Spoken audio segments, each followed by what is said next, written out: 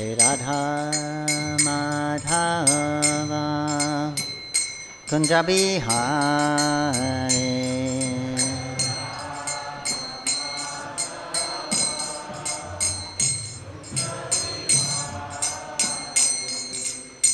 Gopi Janna Vallabha Girivardhari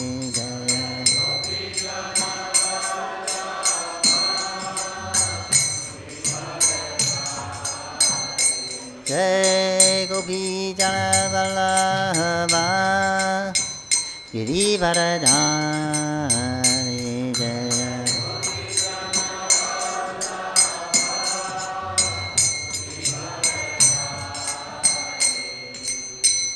Yashodanandana Braja Janaranjana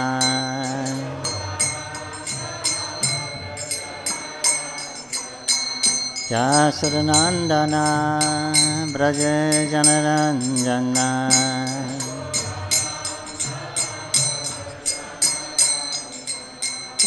Jamuna Tira Banachari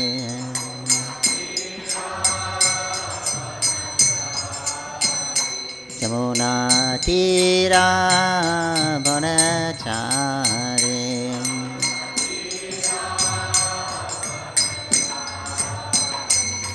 Radha Madhava Kunja Bihari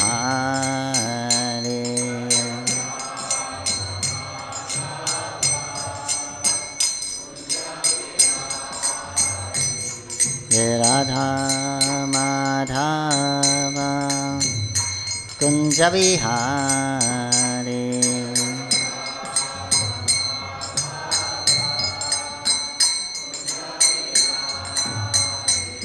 Jai Gopi Janna Vallabha Girivardhari Jai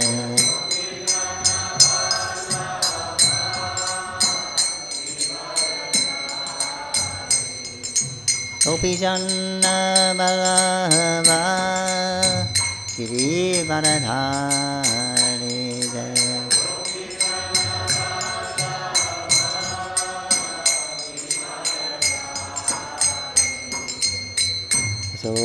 Sojanandana Bhajajannaranjana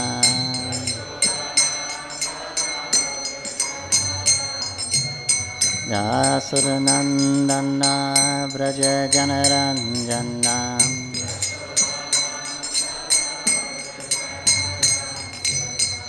Jamuna Tira Banachari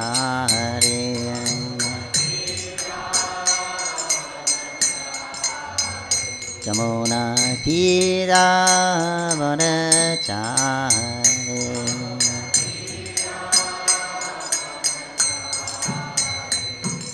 Radha Madhava Kunja Bihari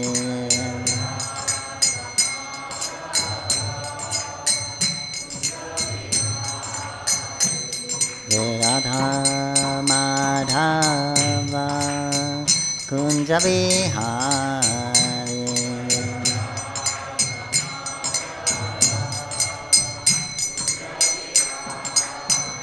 Jayo Radha Madhava Jayo Radha Madhava Radha Madhava Jaya Radha Madhava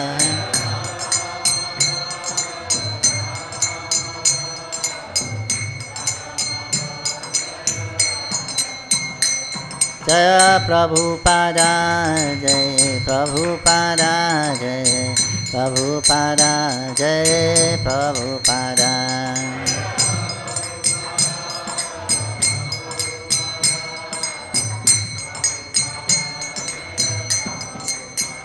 Jaya Bhaktivinod Thakur Bhaktivinod Thakur Bhaktivinod Thakur Bhaktivinod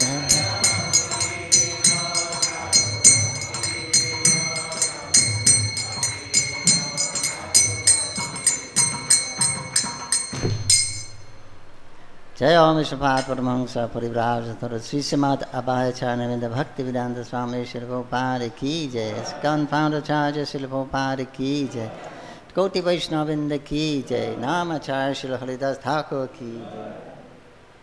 Prem Se Kaho Shri Krishna Chaitanya Prabhu Nityananda Shri Advaita Gadadhar Shri Vasari Gaur Bhaktivinda Ki Jai, Shri Sri Radha Madhava Gokubinath Shamakunda Radha Kunda Gidi Govardhana Ki Jai, Shri Vrindam Shri Mathura Dham Ki Jai, Navadip Mayapur Dham Ki Jai, Shri Jagannath Puri Dham Ki Jai, Ganga Mai Jamuna Mai Ki Jai, Tulsi Devi Bhakti Devi Ki Jai, Sangha Veda Bhaktavinda Ki Jai, Harinama Sankirtan Ki Jai,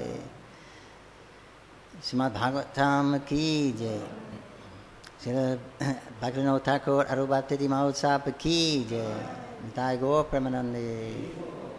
All glories to the assembled devotees, glories to the assembled devotees, all glories to the assembled devotees, all glories to Sri Sri Guru Gauranga, glories to Sri Prabhupada. Om Agyanam Tanandasya Agyanan Ganan Salakaya Chakshur Mitam Tasmai Sri Guruve Namaha. Jai Shri Krishna Chaitanya Prabhu Nityananda Shri Advaita Gadadhar Shivasari Gaur Bhaktavinda. Hare Krishna Krishna Krishna Hare Hare, Hare Rama Rama Rama Hare Hare.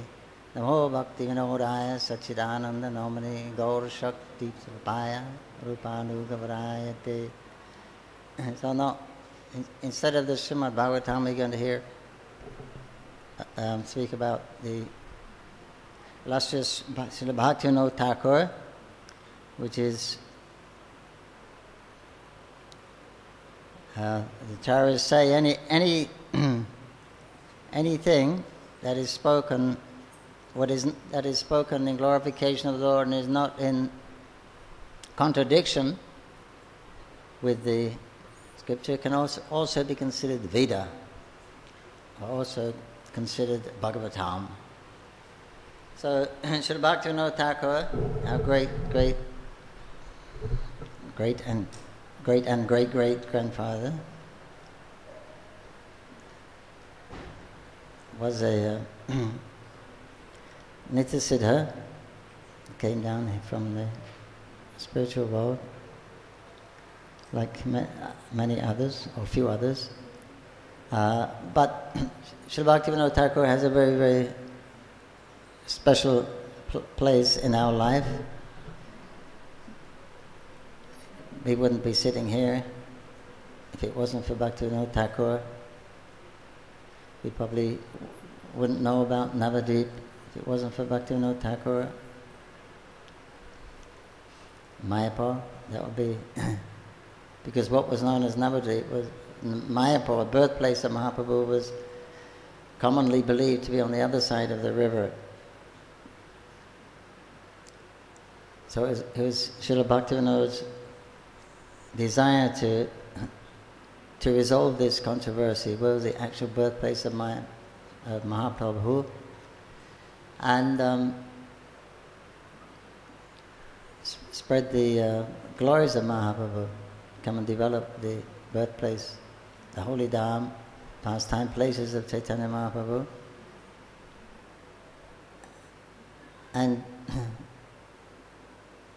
he was tireless, just like Srila Prabhupada used to say. Prabhupada said, I don't waste any time. He said, you see? Prabhupada said, you see, I never waste any time. I'm never idle. I'm always engaged in Krishna service, connected with Krishna. Well, actually, you have to be in the material world. Otherwise, if you're not, then you're engaged in Maya. You've got to be engaged in something. So as soon as the service to Krishna stops, then it's service to Maya. There's no other alternative unless you're unconscious, of course. So he was like that. And we can hear that it was also his lifestyle was a little similar to Srila Bhaktivinod Thakur. He was born in the 18th century in Birnagar. His house is still there on the way to Calcutta. If you pass Krishnanagar and you turn left, it's the old trunk road Calcutta Trunk Road. Now they have the National Highway. But if you turn left on that road, you come to, after some time, an hour or more, 2 hours, you come to Birnagar, which where Srila Bhaktivinod was born. And it's still very much the same as a village there. His house is there with some temples in not very good condition, but it's and at that time when Srila Bhaktivinod appeared, it was the East Indian company, steamship company, was it? British company was just growing, and the British were just taking over India.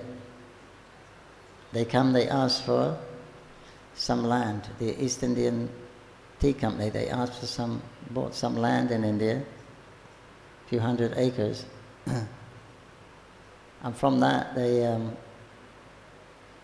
began to develop that company, and they became very big and very powerful. They had their own security, which eventually practically became like an army. And it was better than the local army, Indian army, because India was divided into different states, different kingdoms. At that time, the Mughals had taken over India. So, with the help of them, then the British came in. That's how they started, and gradually they began to take over the whole country and made it a colony, another colony. So that was so it was at that time. Then he grew up. His period of growing up was just the last. The Delhi Sultan of Delhi. It was the last Muslim, I think, to be ousted by the British, and then there was some in the south under King Maharaj Shivaji. He was very powerful, Kshatriya. Then that was like the British fought with them because they lost their independence, and it was very a sad situation because the British had good weapons, and the Kshatriyas, they can't refuse a fight generally, so these were Marathi warriors, and they would refuse to submit. So anyway, that was the time that Bhaktivinod grew up, and Calcutta was the British made Calcutta the headquarters, and made it the capital, actually, and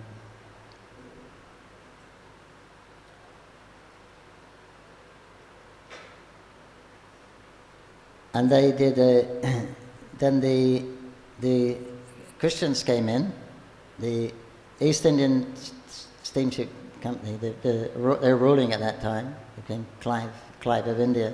He wasn't interested in the missionaries coming, but they were pushing.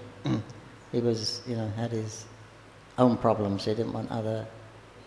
But they got their way, and then the missionaries came in and started to preach that they had the Vedic culture, or the Indian religion, that was very primitive, and they began to whereas the Muslims, they would be more gross, more destructive. They would, break the temples. They would convert the Hindus. They would do all kinds of horrible things with the deities, and just the opposite of what the Hindus did. But the British were more subtle. They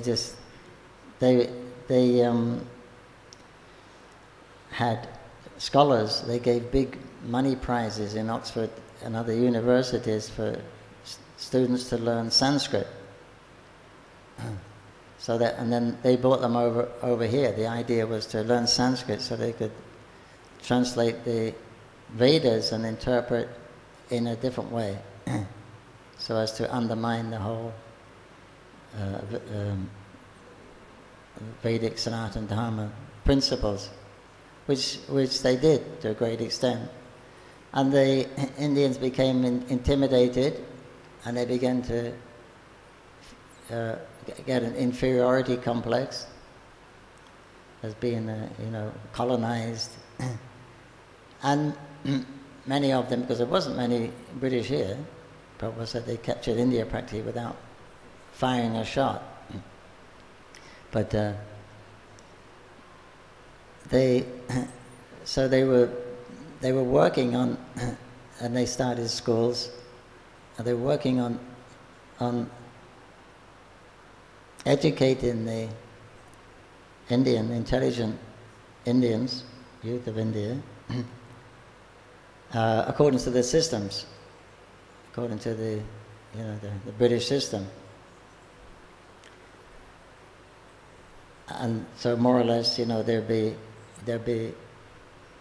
Indians, there'd be different people, but they would have the mentality of the British, because they bring them up and preach that their culture was actually a higher culture. Of course, they didn't affect the Brahmanas weren't fooled so much, but many were. And many of the intellectuals at that time began to coattail the British, so as to get, because British really did a good job of giving them an inferiority complex.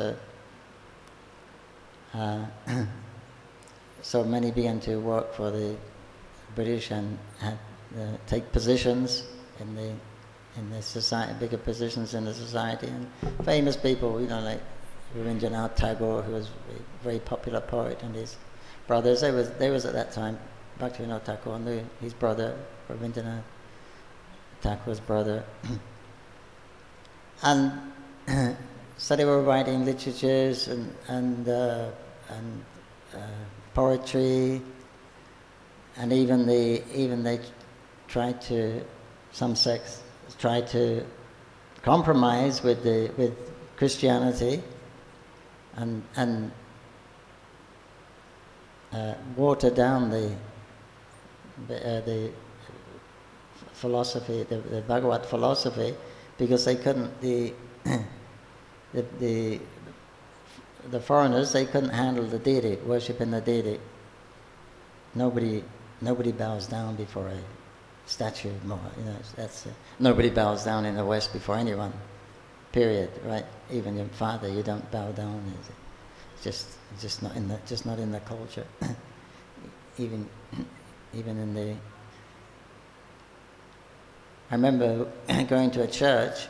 I'd been in India for a long time. I went back. When I was devoted, and I took my boots off.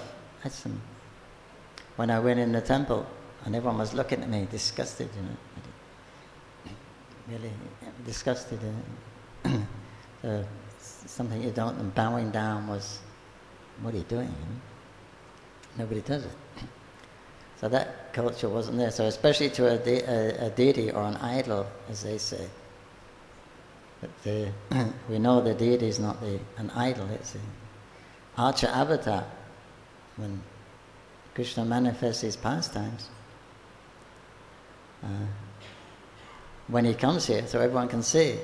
So there's witnesses to see Krishna's pastimes, to see what he looks like. So there's great descriptions. If he didn't come, then it'd be very difficult to believe what the scriptures say, the description. But there's a great description. In those other modern religions, they come from the desert. There's Christianity, Islam. Desert means sinful birth. If you're born in the desert, it means it's not a very pious birth, right? There's no vegetables, there's no water. It's very difficult to live. But there are, these people that are empowered to go and preach there, to those preaching sub-religious principles to that class of people, just to keep them in the human form of life.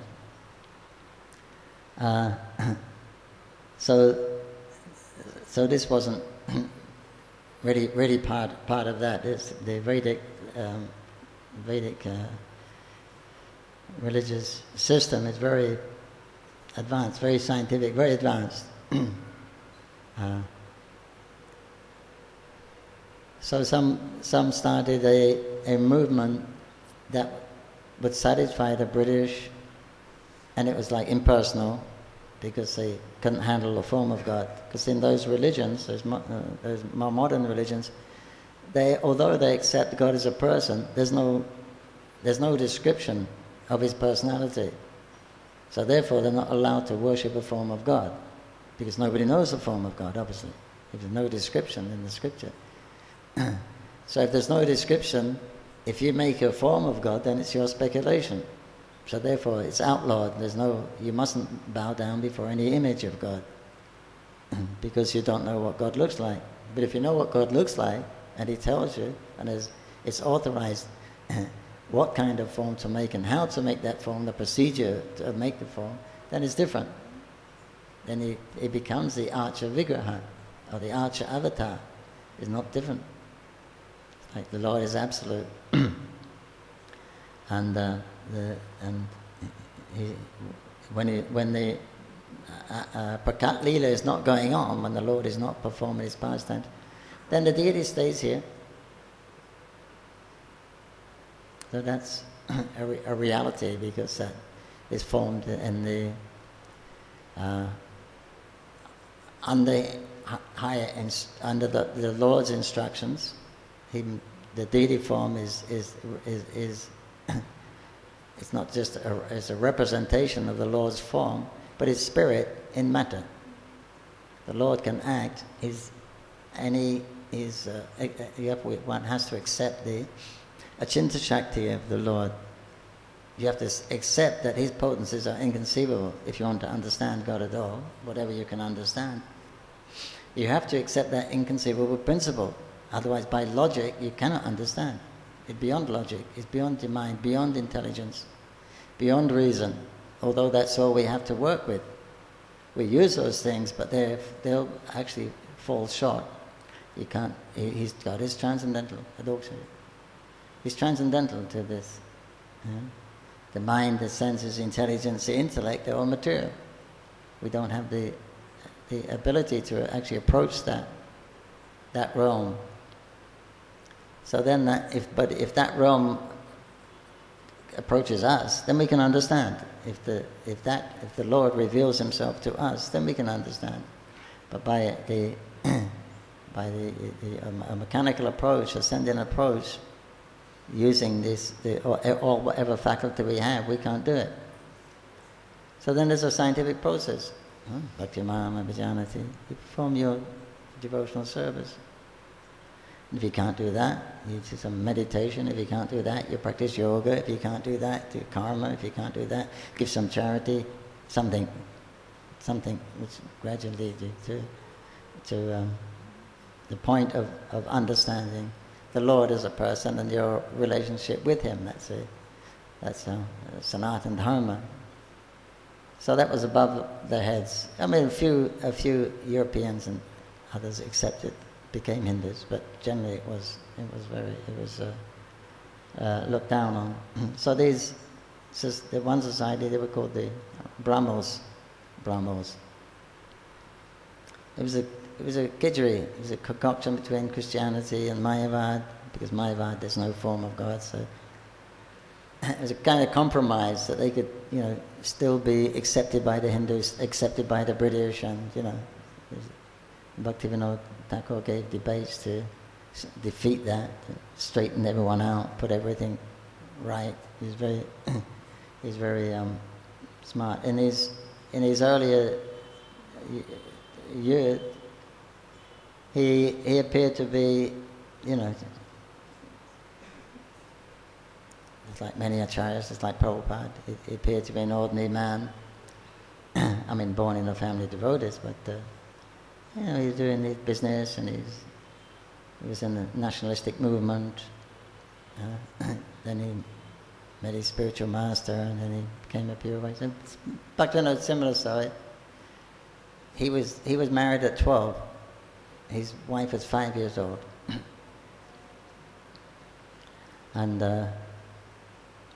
he had a big. They were very wealthy. His father was fabulously wealthy, and his mother also very aristocratic, wealthy. But he led a very checkered life. The fortunes when he suffered a lot of misfortune, a lot. I mean, his family members dying all the time, and sickness. He was getting sick. The fortune ran out. One time he was just had nothing, practically nothing. But he was very intelligent and scholarly, and he wasn't very naughty. He would, while his brothers and that, they would be naughty, playing stuff. He would speak to the guards, the chowkidars, and he would hear their Ramayan, and he would ask them questions. And as a young boy, he was interested in the spiritual aspect. He went to a school which would, the system in that school which would raise some eyebrows now. The teacher the main teacher he was quite harsh. I didn't like him. He was very strict. But he had a program. It was a hierarchy of boys. Some other schools do that also, and some private schools do that in the West. They allocate the responsibility to the older boys, and they keep the younger ones in order. So everyone is above someone else. The first year, second year, third year, etc., etc. And they get different privileges as they rise up. So one of the things then the first boy who came to school in the morning, he would get one whack, one slap. Second boy would get 2 slaps. Third boy would get 3 slaps. There wasn't many. You didn't want to be late, otherwise that was the system. And these the elder boys, they really used to bully the younger boys. As is nature, human nature is like that. If you give someone charge of somebody else, complete charge of somebody else, it brings out a funny nature, and that's a psychology. It brings out a funny nature in people that they want to exhibit that controller and. But it got so bad that this teacher was encouraging it, and they'd have to bring him something also from home, some dal or some rice or some fruit.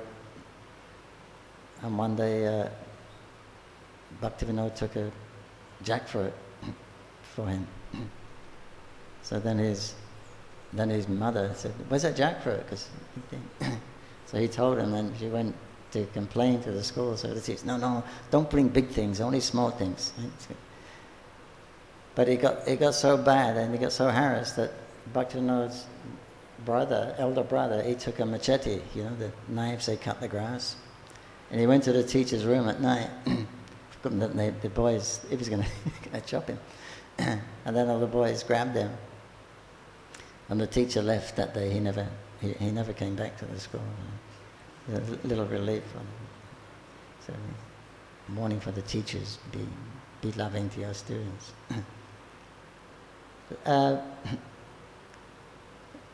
So he got he studied a lot, and he studied all the Western philosophies also, and the Western religions. So he had a good understanding of everything, and he was taught English because he came from an aristocratic family, and everyone wanted to be like that. He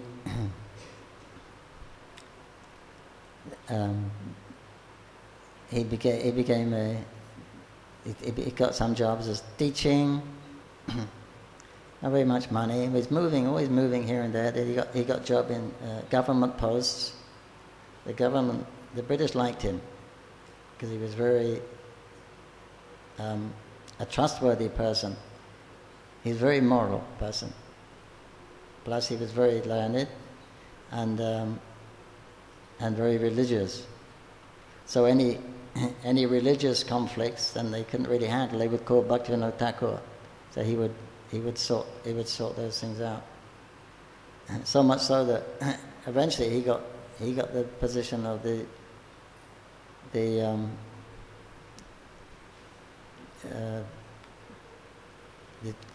chief something in Puri, commissioner in Puri, for the Puri temple.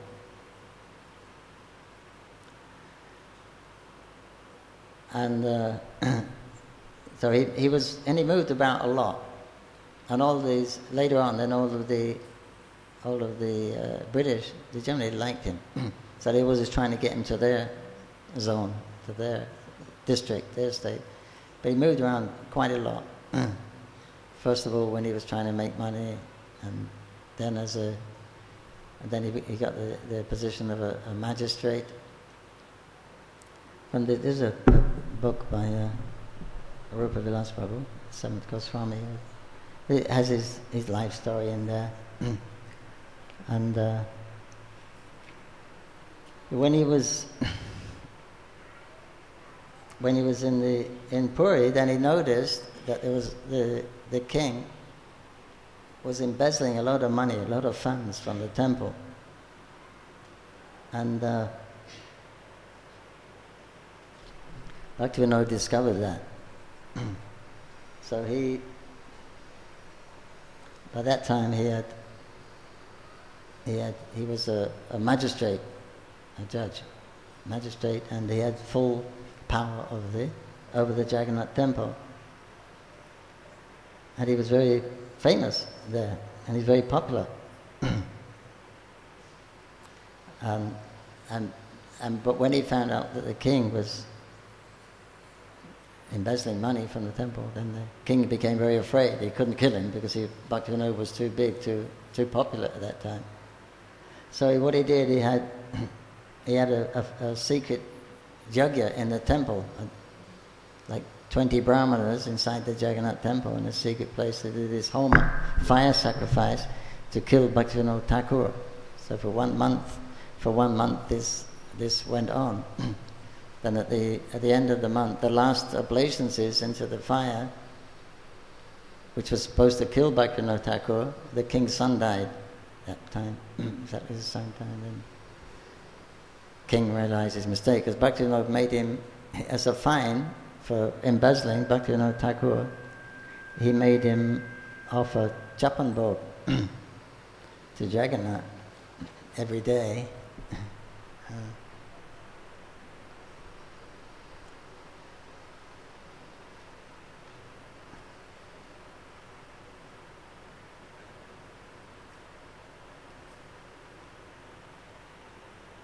Anyway, yes, because he had to make chapan bhog every day. It's a huge thing. So the king his treasury became depleted.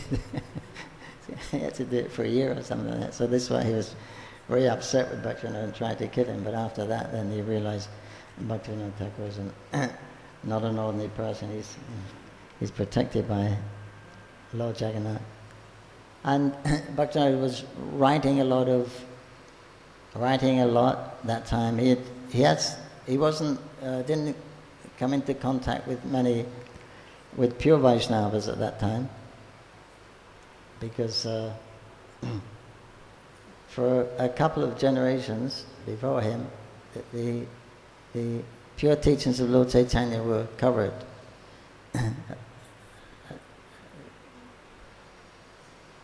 When after Narottam Das and Srinivas and etc., they caused a big boom. They spread it like anything. But after that, it went down, and then these Sahaja groups came up, and so then the Vaishnavism from the Gaudiya Vaishnavas, they got a very bad name because they would engage in not very pure acts, some of these sampradayas. 13 sampradayas, Bhaktivinoda Thakur lists them.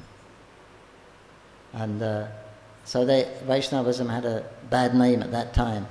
So no one was interested in Gaudiya Vaishnavism, that is. No one was really interested. So there was that on one side, then the British on the other side to try and put everything down. So this is a period that Bhaktivinod had. But when he heard about that, he never had a Chaitanya Charitamrita. I think it took him 7 years before he could get a copy of Chaitanya Charitamrita. And he said after reading it, then he could appreciate Mahaprabhu as these teachings are first best he's ever heard. So on his second reading, then he realized Chaitanya Mahaprabhu is Krishna. So on the third reading, he became a complete a follower of Chaitanya Mahaprabhu. And he wrote many, but he wrote over 100 books. He wanted a guru, and he prayed to the Lord, and then he was initiated by Bipin Bihari, who came in the line of Nityananda Vangsit, Janave Ma.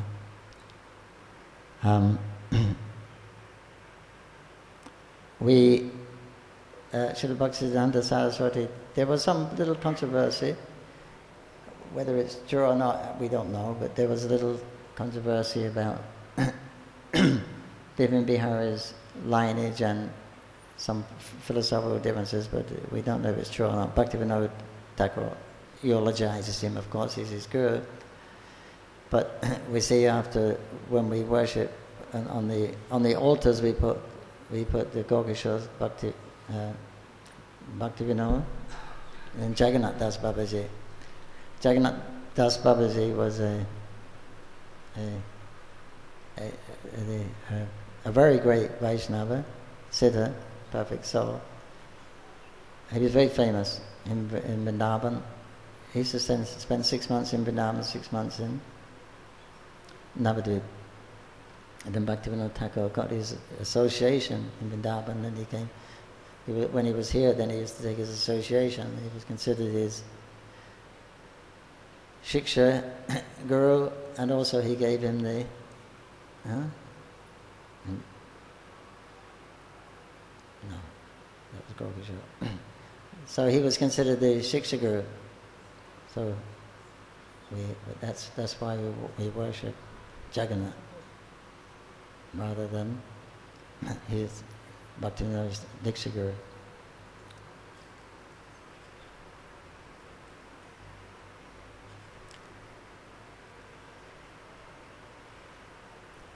So then he got, when he became magistrate, he became quite wealthy. He had a house he had a place in Puri, this Bhakti Kutir, near the Samadhi of Haridas Thakur. ISKCON has taken that place now. So it's supposed to develop it into a museum and thing. So another while he was in, another important thing was that he was anxious to retire because his health was always getting sick. And so the government refused to let him retire. They always rejected his resignation. He was a very valuable person. When there was that conflict with Bhikshena, that big yogi who was said he was an incarnation of Vishnu, and his mission was to drive all the British out, kill all the British in India and drive them away. And he had some following in a lot of cities. Yeah. So Bhaktivinod Thakur was called to assess him, and when Bhaktivinod confronted him, and he knew Bhaktivinod Thakur, he knew his name, he knew why he had come here, he knew how many men were with him, and he was showing all these mystic powers. He was healing people, and he had a big following like that. But Bhaktivinod Thakur wasn't fooled because he was claiming to be Vishnu, and also having Ras Leela with respectable men's wives. He would advertise he's going to have a Ras Leela, maybe the last chance. So then these naive people would send their wives to have the Ras with the incarnation of Vishnu. And also his anti-government policies, and Bhaktivinod went to arrest him. But he was fearless. Bhaktivinod was fearless. This yogi was fearless. He started to shake his hair when the police came, and sparks were shooting out of his hair, and all the police ran away. But eventually they had to. They took him, and he said, the yogi said, "Look, I'm coming with you because you're my great devotee, and I'm always submissive to the desires of my devotee. You know, your devotee and Brahman. Whatever you say should come true. So to honor that, I will come with you. Although I'm actually God, I don't have to." So he did that. He did a few things like that. He got these people straightened out. So they would call him when there was different incarnations came out. So Bhaktivinod Thakur was very, very famous. So they didn't want to lose him.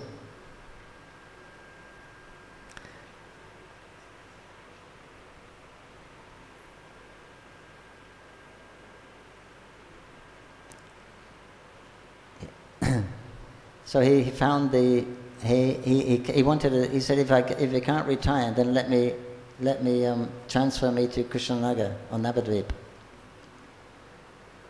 So he just got another post. They said it's difficult for us. So then he personally came to Krishnanagar and he spoke to the district magistrate here, or a magistrate there, and he asked if he would swap posts.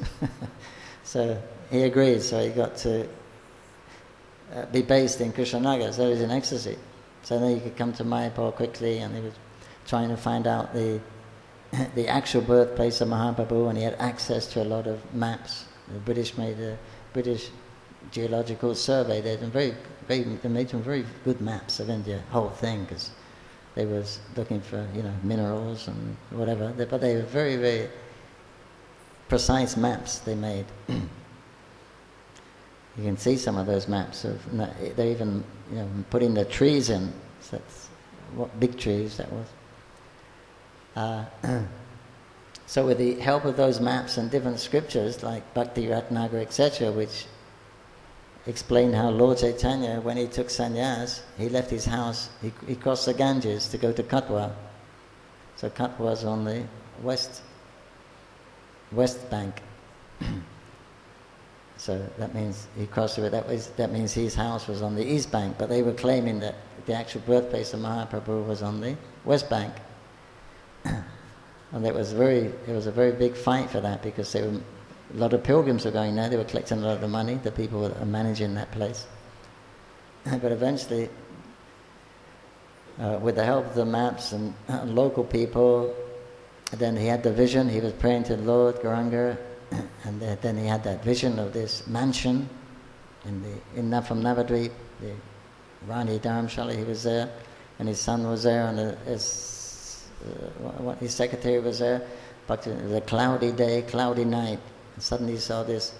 He had the vision of this a golden mansion. He describes it. And he asked, "Can you see? Can you see?" And the son said he could see it, but the secretary couldn't see it. And so he noticed there was a big tall tree there. So next weekend when he came then they went there to that tall tree, and that was Balaldighi here by the side of his birthplace. And he spoke to the older people there, and they can remember that place was called Mayapur.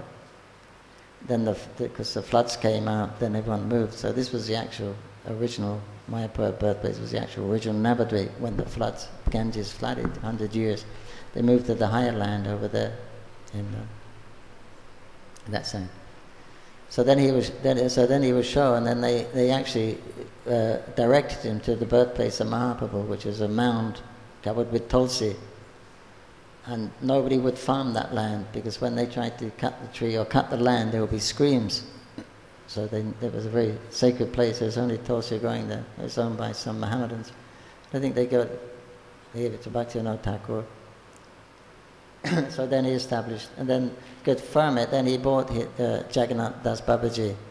Jagannath Das Babaji was 120 years old at that time, and they used to carry him on a basket. He had a very strong servant who used to put him in a basket and carry him on his head. When he arrived here, he became very ecstatic and he began to leap, jump in the air. This is it. This is it. This is the birthplace of Nimai. So we owe that great thing to Srila Bhaktivinod Thakur. So he was a right, and then he established a house in Sarupganj, Sarabi Kunj there. He wrote many books with a lot of preaching. Namhat, he opened about 500 Namhat centers. They used to go around preaching a lot. And he said that time was very ecstatic. Many people were becoming, by him and some of his associates who were pure devotees. They said a lot of preaching programs, a lot of people became Vaishnavas. Then, after he retired, then he was going to accept the Babaji Vesh.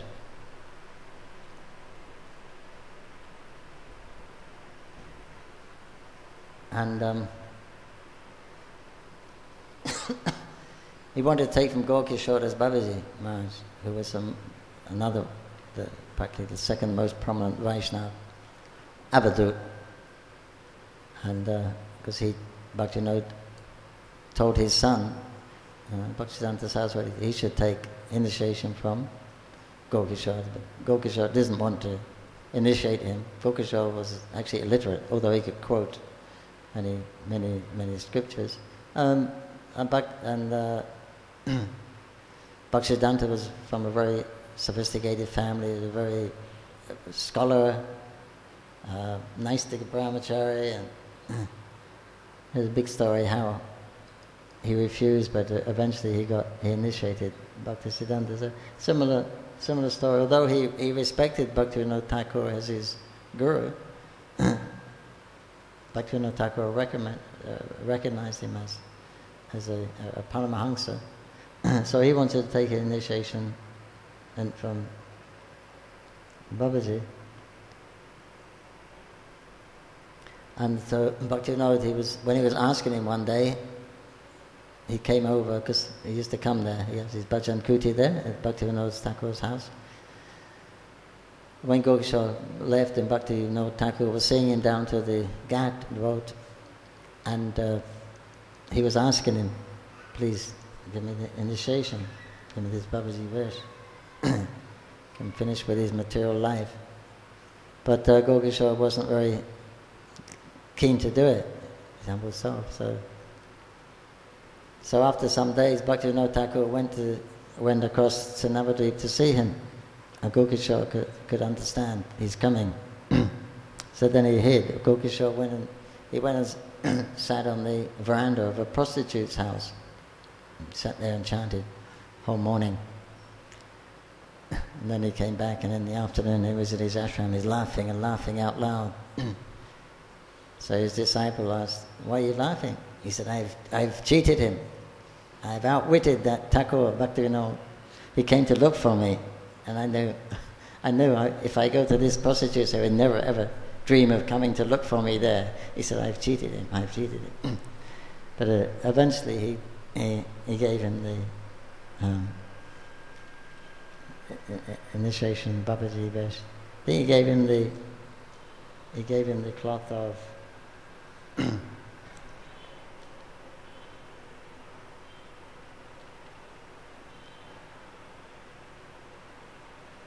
he gave him this cloth of Jagannath Das Babaji. Gaur-Kishore had one of his cloths, so he gave that to Bhaktivinoda Thakur. And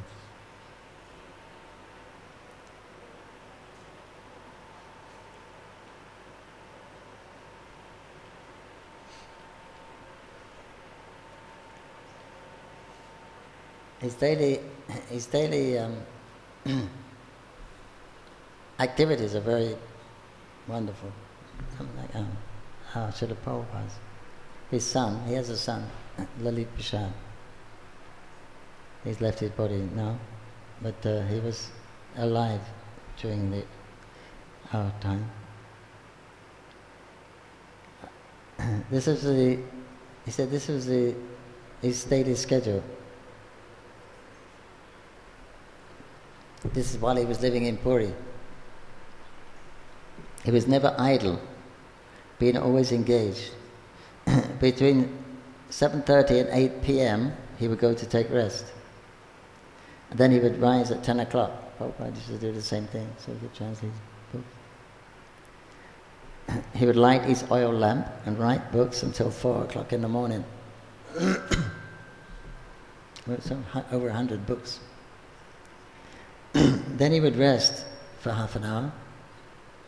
Then he'd wash his hands and face at 4:30 and sit down and do japa for 2 hours, 2.5 hours.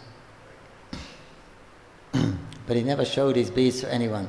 Some always kept him in his bag, and he was always chanting as the time permitted. Then at 7 o'clock, he answered correspondence. He was a magistrate. Just like Prabhupada used to do, he would go for his morning walk. Prabhupada would translate all night, chant japa in the morning, go for a morning walk, come back for darshan, give class. Then he would go up, take light breakfast and massage. I don't know if he'd light breakfast before. Then during the massage he would dictate letters, answer letters for his disciples. So similar schedule they had. Then that was for half an hour. Then at 7:30 he would read different religious and philosophical works for 1 hour. Then he would receive visitors at that time, or if there's no visitors he would continue to read till 9:30.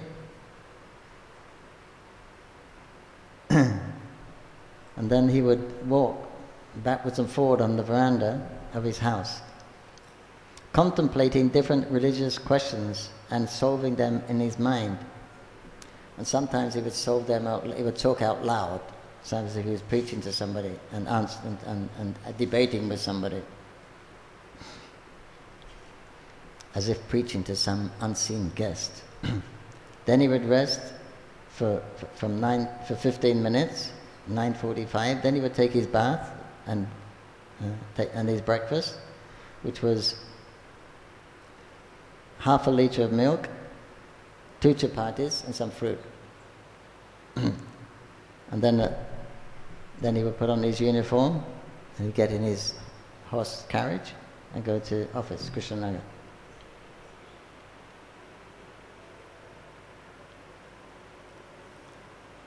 And he always wore 6 strands of tulsi beads.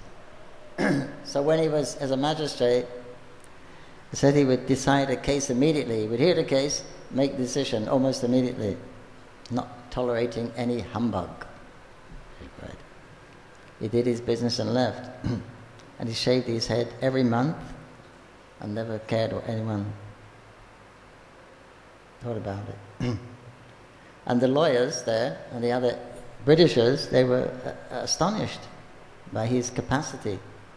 Because at 10 o'clock he would start and he would hear between 30 and 50 cases by 1 o'clock. Maybe. It'd be like that now in India.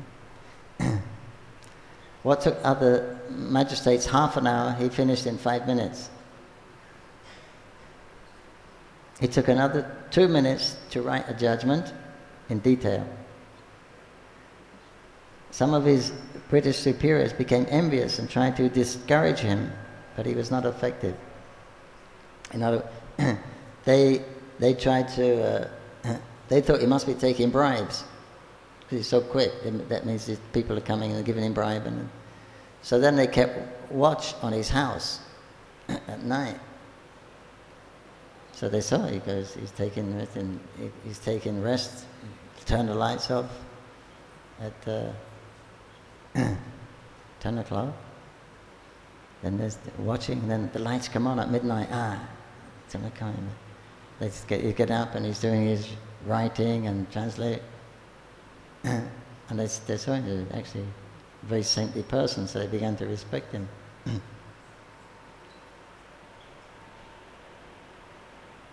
One of them, he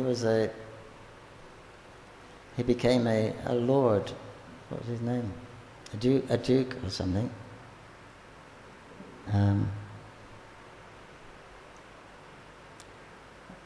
So when he came to Calcutta to work, he stationed, and Bhaktivinod Thakur's son was working in Writers' Building at that time in Calcutta. So he told him this duke is in Calcutta now. So Bhaktivinod said, "Oh, I want to see him because I used to work with him. He's a magistrate."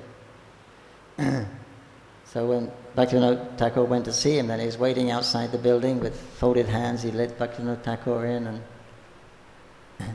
and praised him.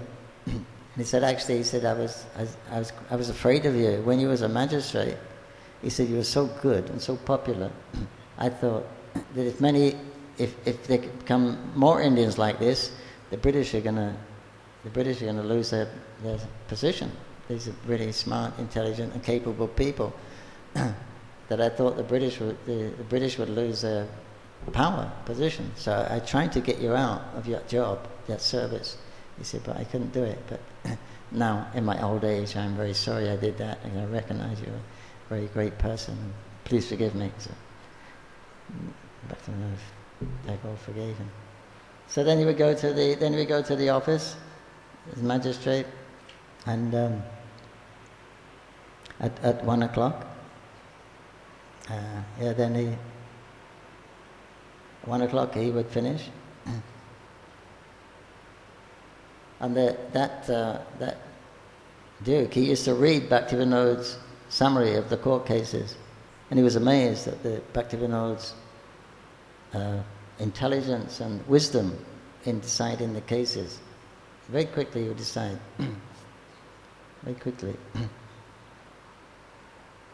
One time, one of the people were pleading with him for murder. He said, okay, you don't have to go to prison, but you have to chant 64 rounds a day for 1 month, something like that, of 3 months. But he couldn't do that, so to keep him under house arrest. So then at 1 o'clock he went back home and refreshed himself. And then he returned to work from 2 to 5. I don't know how he did that. If he left at 1 and got back at 2 in a horse carriage. Anyway, he came home, had a break, went back and then till 5 o'clock and 5 p.m.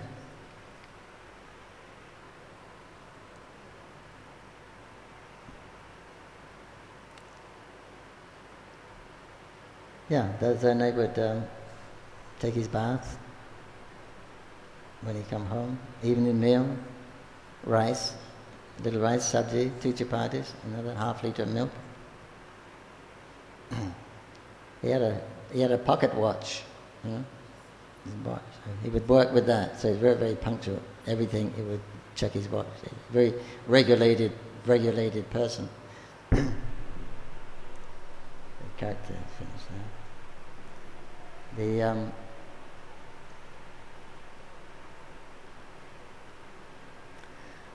Someone writing about a biography of Bhaktivinod Thakur he was so charitably disposed, no one ever went away from his home disheartened. And he who once called on him was sure to meet him again with a smiling face. Srila Bhaktivinod Thakur befriended men regardless of their rank, a phenomenon especially visible when he widely preached the holy name. He never bore any grudges to those who were jealous of him or attempted to impede him in his spiritual mission. And in the long run they were ashamed of their conduct and became begging for his mercy, which he never refused. his sense of universal brotherhood made him the friend of all. He was always eager for the benefit of all. Whoever contacted him was immeasurably benefited. He was never proud.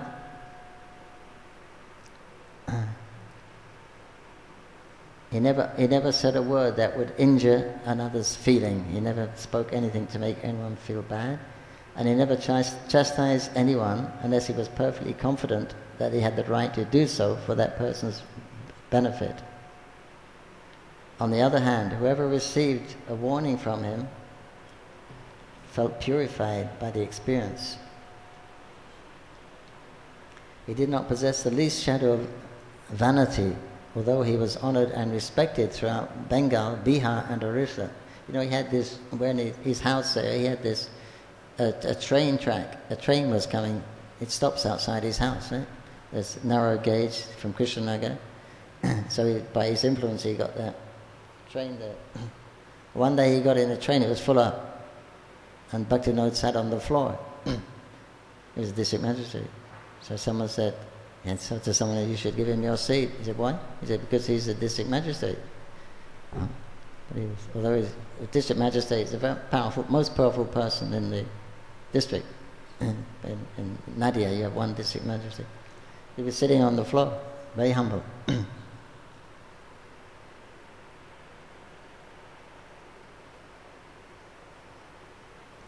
As a government official, he was always taken into confidence by the British officials, and consequently he was well acquainted with the reasoning behind government decisions. He had witnessed the hard days of the Great Mutiny,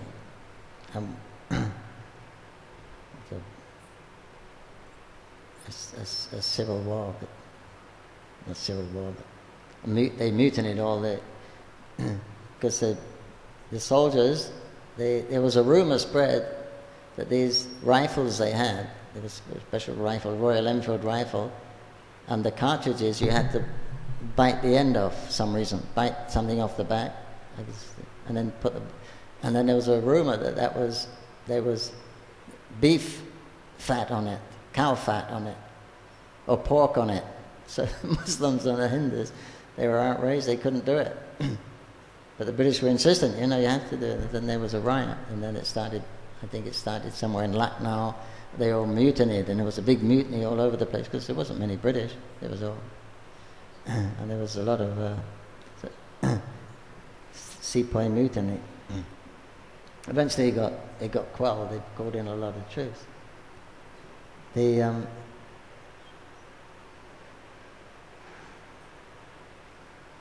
government of Bengal also, more than one occasion, wanted to vest him with honors and titles, but he humbly declined. That the same on each time, on the grounds that such honors would, instead of doing him good, stand against his holy mission. So he wouldn't accept any titles or initials like that.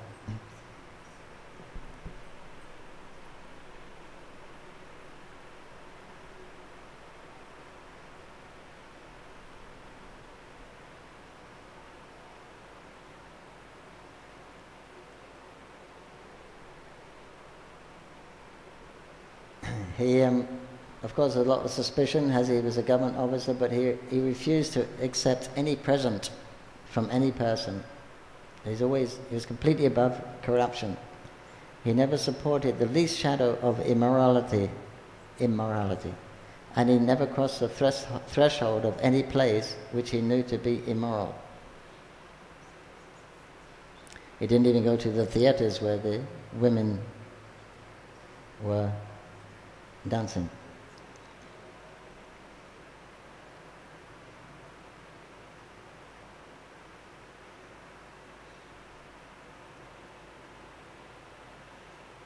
He was a complete abstainer, perfect teetotal. It means he never drank, he never ate betel nut or chewed tobacco. So he kept himself very, very, very proper, very religious person. At the same time, very transcendental. So this is to see how the acharyas behave. The ideal in every way, always above suspicion, because people will. Acharya means one who sets the example, who preaches by example. So they have to be completely above board. If there's one little thing wrong, people are watching, because there's always envious people. They're watching, and one little thing they'll see.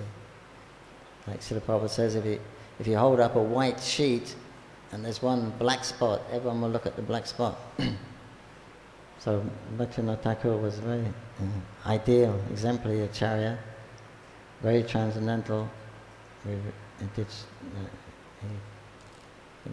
have to thank him for what we have, for our involvement in Krishna consciousness today.